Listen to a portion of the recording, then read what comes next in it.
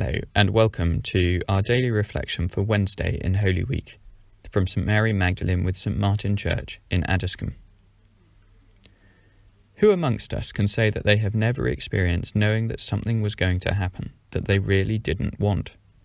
There is a sick feeling in the pit of the stomach.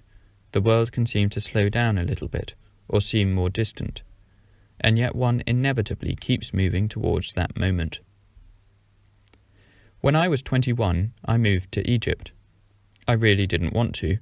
I had a serious girlfriend who I wanted to marry, and in the end, I did. And I was worried that 2 years in Egypt would bring that to an end. Anyway, Egypt had just had a revolution and was not in the best state.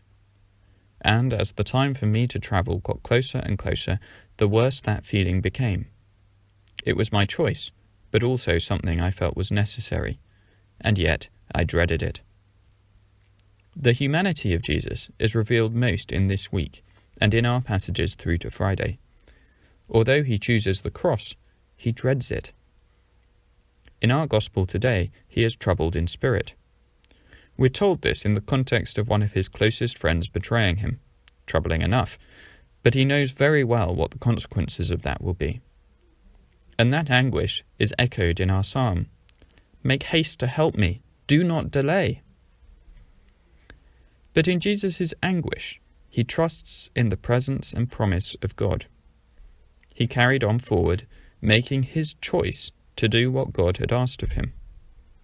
Despite all that is to come, all the insults and blows that he will face, he knows that, as in the prophecy of Isaiah, he will not be disgraced. He who vindicates me is near.